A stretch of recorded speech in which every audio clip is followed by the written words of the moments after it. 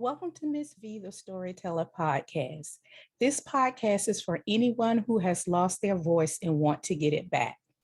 I lost my voice at a very young age, and it took me years of pain and hurt to get it back.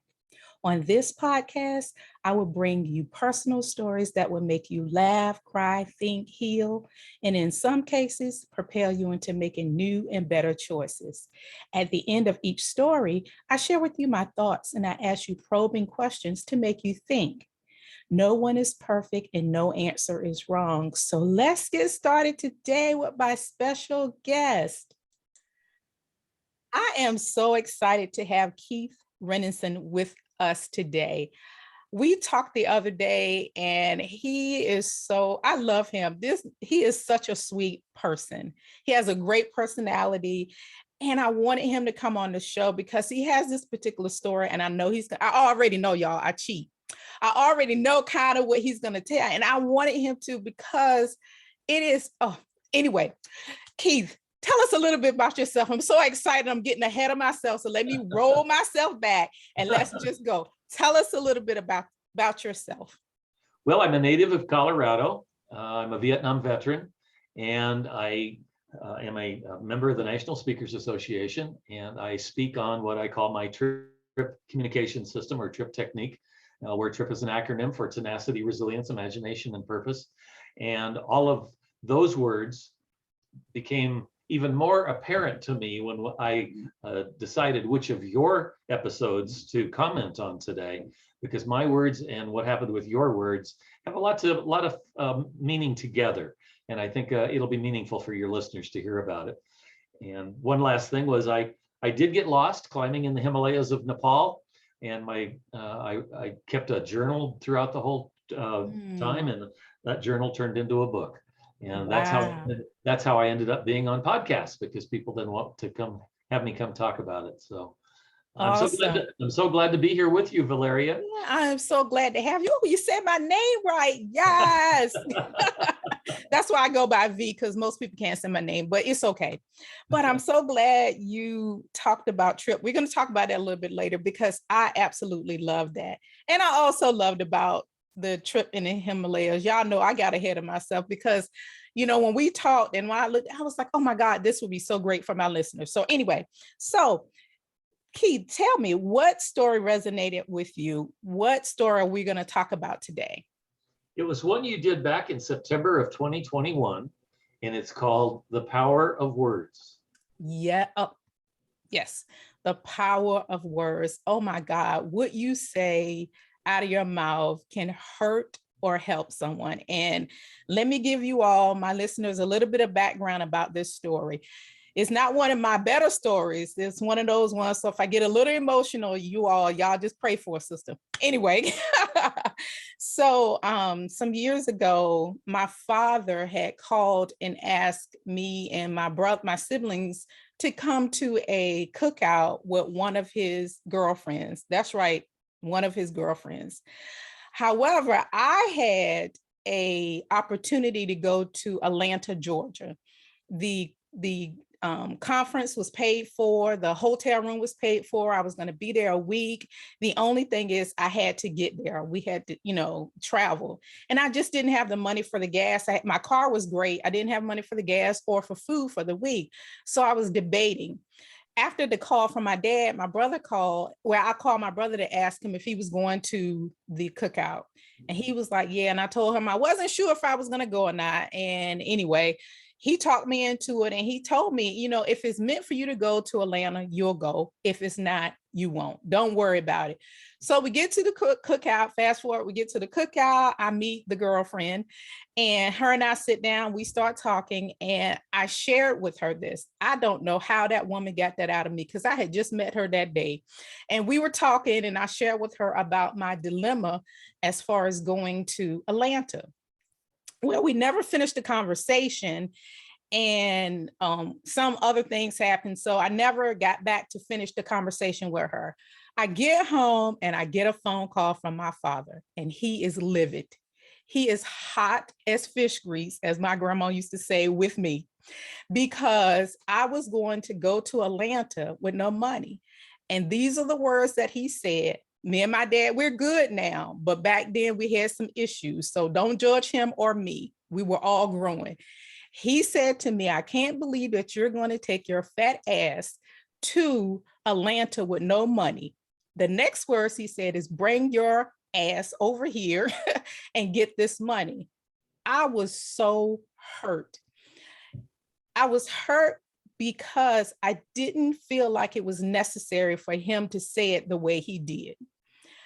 I know that I'm a fluffy woman, been fluffy all my life. I use fluffy and not fat.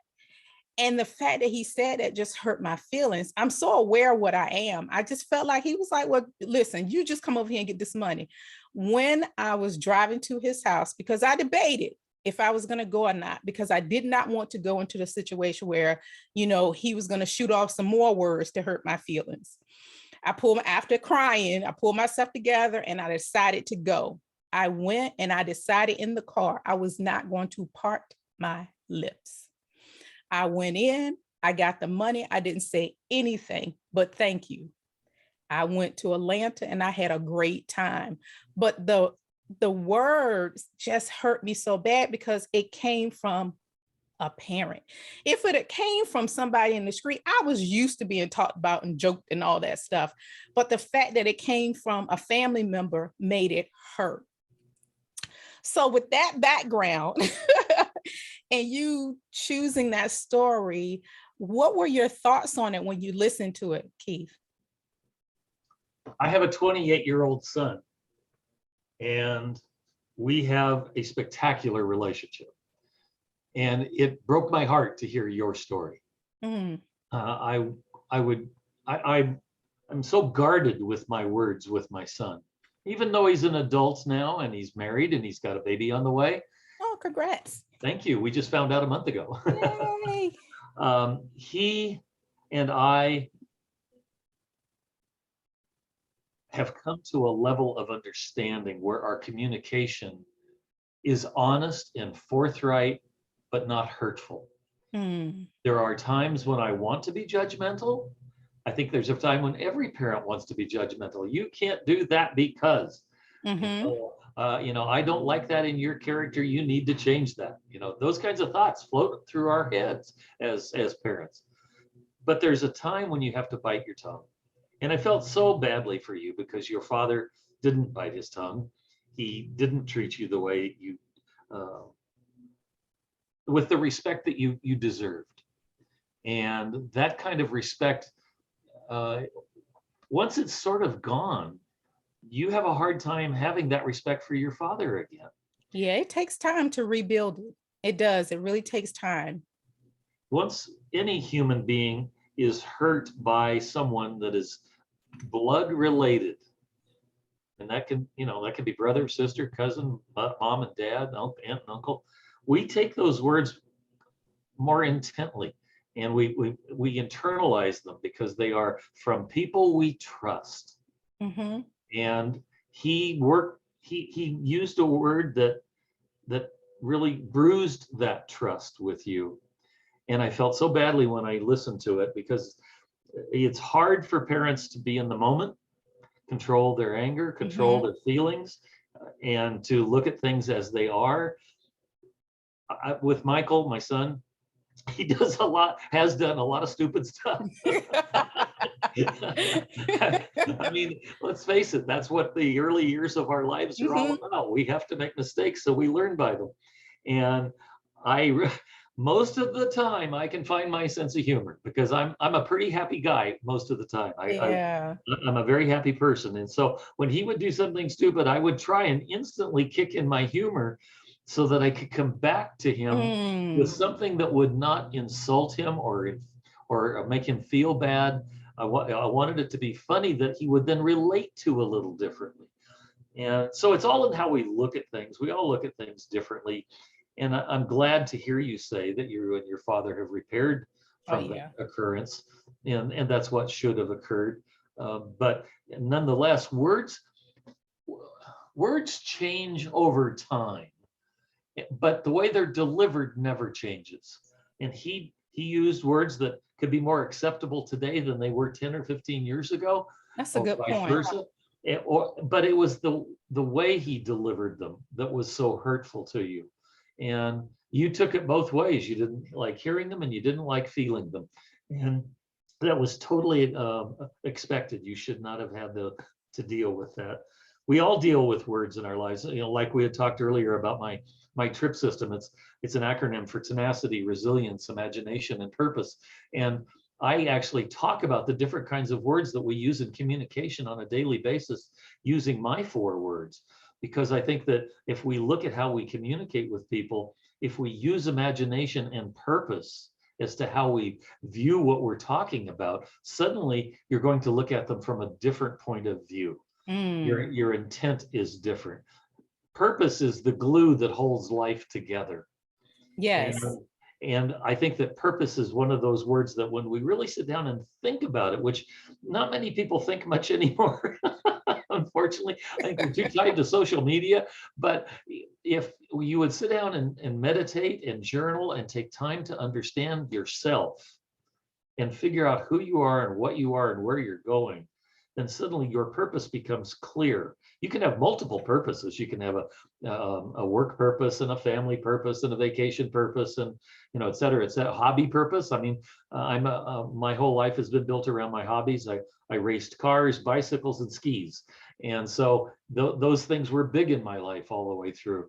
But the words that surrounded those things were all about my purpose. And your father should have looked at his purpose with his relationship with you a little deeper that day. And I'm sure maybe even if you've had a chance to talk about this, he regrets it maybe down deep. I would have to think that would be something that would. Well, with my father, I realized that he got a lot of his behaviors and all that from my grandfather. Because of the way he was raised. And I think sometimes that has a lot to do with it. And what you were saying with you and your son, because of the way you are, it's going to cause him to be a certain way with his child. Right. But how did you become, as a father, how did you become that way? Was that natural, or was it because of the way your father treated you? Or what happened that helped you to say, okay, with my son, I'm going to deal with him this particular way. I'm going to use humor. I'm going to use it as a learning tool or whatever. What was it that allowed you to become that type of father to him? I'm going to share part of my story with you, Valeria, that I don't share with many people. Michael and I is going out to the world now. If you want now, if you don't want to. I understand. And, okay. And Michael and I've talked about this, and he knows that there are going to be times when I'm going to share this story. But okay. I didn't get to know my son until he was 16. Oh. Okay. I didn't know that he was my son, and I didn't know he lived in Colorado. I thought that he and his mother had moved to California.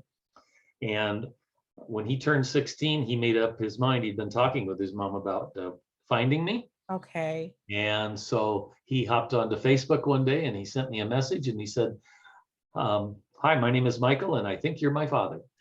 And, wow. And that started, well, he's 28 now, so it was 12 years ago. And long story short, I was 62 at that point. Oh, wow. And so I felt so lucky. Okay. To get to be a dad. Yeah. I didn't care what age I was. I was so lucky that he reached out, that he had the tenacity, if you will, to reach out to me, and the courage to do so. And then we had to start building. We had to put a relationship together. Me with a teenager who had just gotten his driver's license.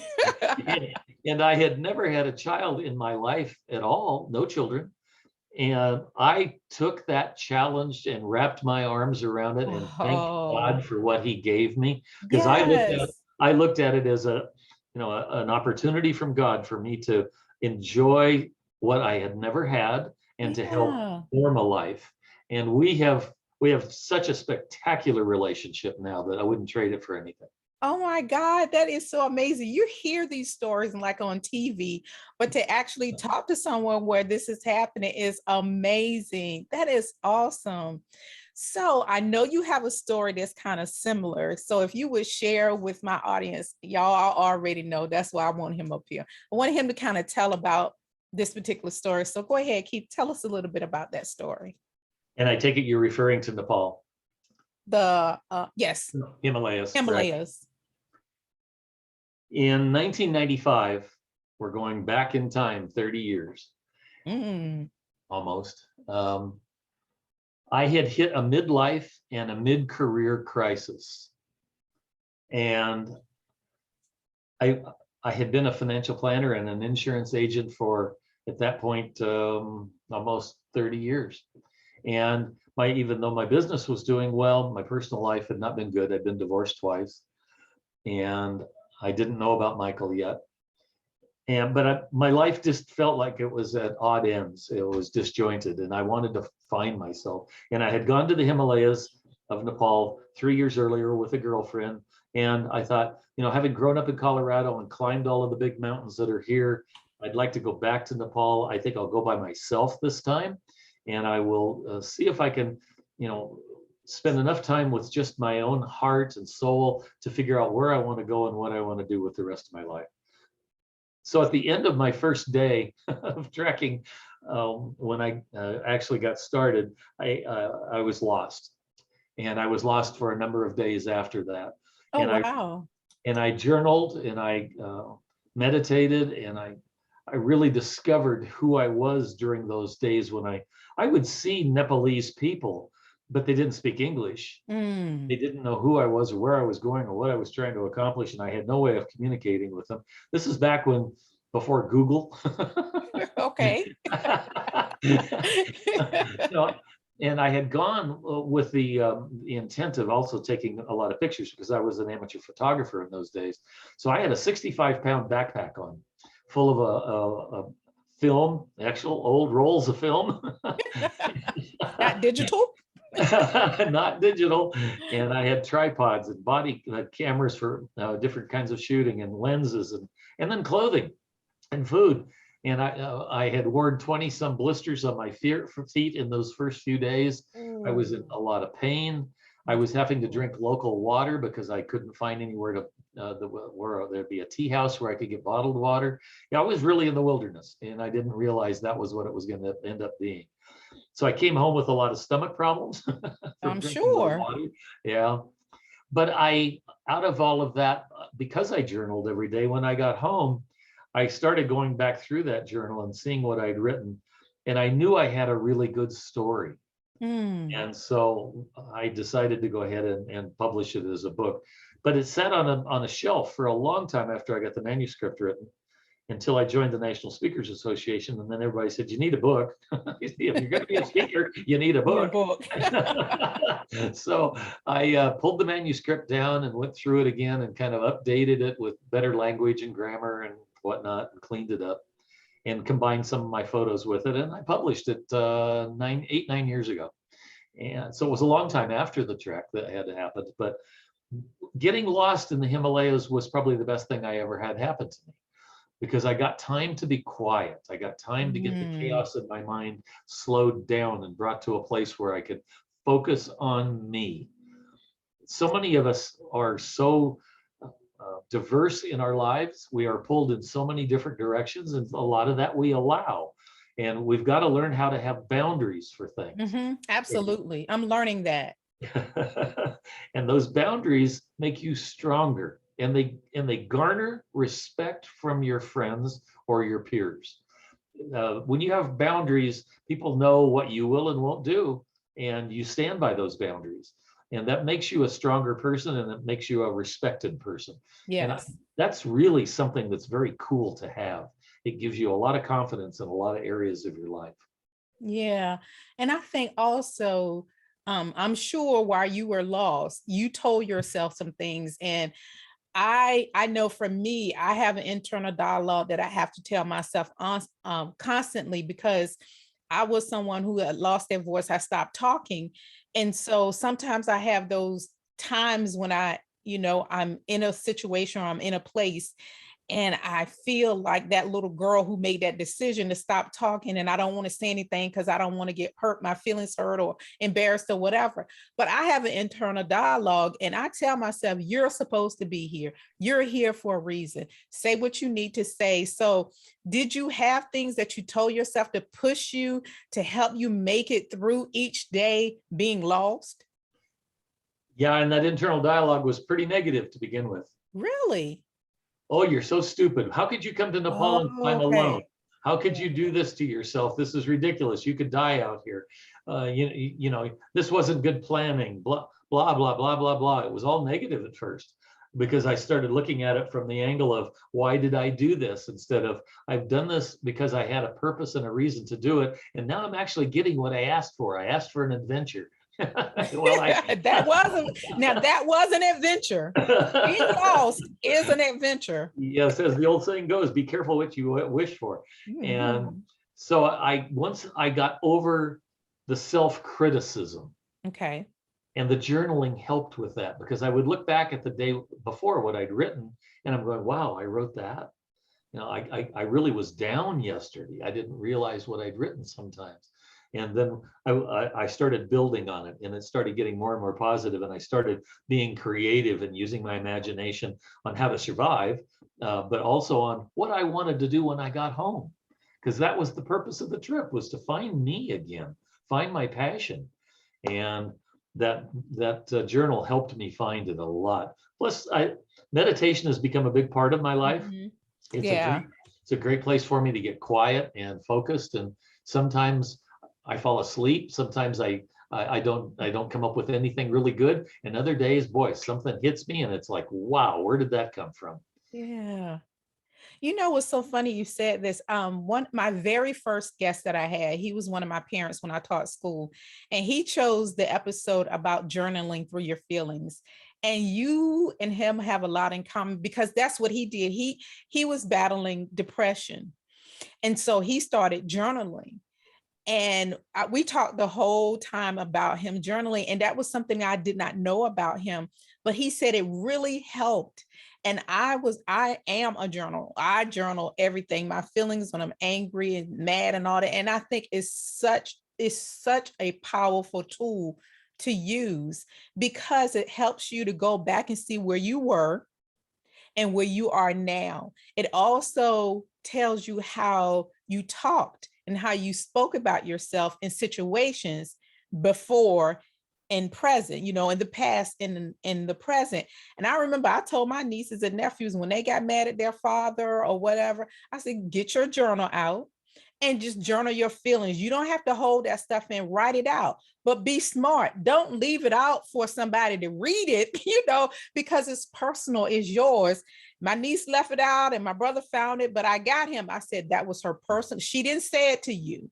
It was in her room. It was her feelings, and she didn't disrespect you or anything. Do not say anything to her because that's how she was feeling at the time. She was angry. She didn't like something that he said, but she journaled it and she wrote it out. And I'm glad he didn't say anything because I think that would have made a trust issue between the two of them. But yeah, I think that is so key. The things that we tell ourselves, and I love journaling because, like I said, you can go back and you can look at where you were, and then you can see where you are now. Yeah, and this whole conversation has all been about one thing: words. Words, absolutely. Words, whether they're verbal, whether they're actually spoken, Yes. the way they're received, whether they're written, whether you type it or handwrite it, or like with me, I put a lot of my words into my PowerPoint for my presentations and my speaking gigs. Words are everything in our life. They are. Even if you're deaf, you use words because you sign language. With your hands, absolutely. Exactly. So it still comes down to being compassionate, being or hurtful, being honest or being unhonest. Words play the positive negative game just like human beings do. And you have to be very careful with the words you pick to use. It takes a long time to learn that when we're young. So yeah. Well, let's answer these questions I have at the end. As you all know, when I do my stories, I always share my thoughts, and then I ask questions, and I think we answer one of them. But one of them, the first one, I think you answered. It says, "Have you said something to your child or a family member that you regret saying?" Has that ever happened to you? Of course, I think that's happened to everybody. We're human beings. Yeah. Stuff is gonna fly out of your mouth sometimes, and you go, "Whoa, where did that come from?" But it's gone. You can't, like a fishing reel, you can't You reel it can't, back in. yeah, once it's out there, you can't get it back. Did you go and apologize, or did you make it right? I know there's times that I've done it and I've made it right, but then there's times that I didn't. Yeah, it depends on the person and the situation. Okay. I think all of us have regret on some things. And if you carry that regret around with you and it's bugging you, you need to go confront the person and apologize. Absolutely. Yeah. Absolutely. The second question is, has someone called you a name or said something negative to you that you have never forgotten? How did it impact your life? Yeah, most of our stuff, I think, as most humans, goes back to our high school. Okay. I School. think a lot of us look at high school or grade school and we have memories of times where someone we looked up to used a word that to describe us that was hurtful. Yes. And I had that happen in high school. And it took a very long time for me to overcome it. The gentleman, once we got to be adults, I only went to one class reunion, and I ended up sitting next to the guy that said it. And I leaned over to him during the dinner and I said, "You won't remember this, but this is what happened." And I recalled the story for him. And I said, "You can't imagine how that really put me down in my life at that point in time. And I suffered greatly from it. And I just really wanted to let you know that I'm glad to see that we could be friends today, because you really hurt me back then. But today I'm accepting of, we were kids, and Yeah. kids say things they shouldn't. And so now we communicate well." Oh, good. Yeah. Yeah. Because sometimes you do have to go back and help people. I call it helping them. Sometimes you have to go back and let them know. I know my school bully, he kept pushing me in the wall or whatever.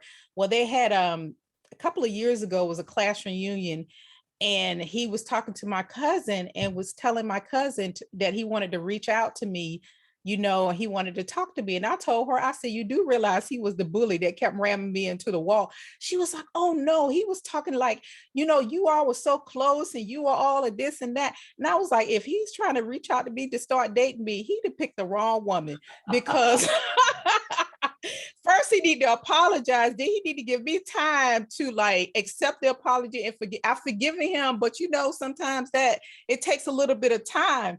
But once she found that out, she cut him off. She was like, "He bullied you in school?" I said, "Yes." He was the one that rammed me in the wall. I have a story on that too, my bully. And he came back around like, this man has lost his mind. Anyway, I know I don't want to talk about that story, because then it might bring up some bad feelings. I'm trying, to get past all of that stuff. So you know what, Keith, this has been amazing. I have thoroughly enjoyed talking to you, and I'm so glad that we connected, because I'm sure that out there someone is going to hear this and they're going to find something that's going to help them to be better people. So do you have any products or any way, are you selling anything? What are you doing, and how do we reach you if we want to talk to you? Well, my website is by my name, but as you know, my name is difficult to spell because it's got 4 N's in it. So I've made a website that directs people to it that's very easy to remember. It's called thetriptechnique.com. Okay. And thetriptechnique.com takes you to my website for my business. And the Trip Technique is actually a 32-question, 6-minute assessment that people can take to discover their strengths and weaknesses in tenacity, resilience, imagination, and purpose. And so I would encourage either employers to reach out and contact me if they want to have employees do this. And we could do it in a fashion for business. People want to do it on their own, on an individual basis, they can purchase it right on my website. And then secondly, the book that I wrote while I was lost in Nepal it's titled Tenacity. You don't have to get lost in Nepal to find yourself, but it helps. And that's available on Amazon, both in a digital format and paperback. Perfect. And I'll make sure in the description I give them the links and everything, so that if they want to reach out to you, they can. Well, Keith, this has been a pure joy. Thank you so much for coming on my show and for giving your wisdom to my audience. It has been a pure pleasure. Well, that's a two-way street, Valeria, because I've really enjoyed being here with you as well. And I would encourage anybody else that wants to be a host, or excuse me, a guest on your show, they should reach out to you because you're a wonderful host. Oh, thank you. All right, bye. Thank you for taking the time to listen. I pray this episode makes you think about your childhood memories and how they have impacted your life. If you would like to hear, if you like what you hear, please follow me on Facebook, Instagram, LinkedIn, YouTube, or you can email me at valellison@gmail.com and let me spell that for you, y'all. VALISONELLIOT@gmail.com. And if you would like to support Miss Vita Storyteller, please email me. It takes a lot, y'all, to do this. So just email me if you want to support Miss Vita Storyteller. All right, friends, thanks for listening.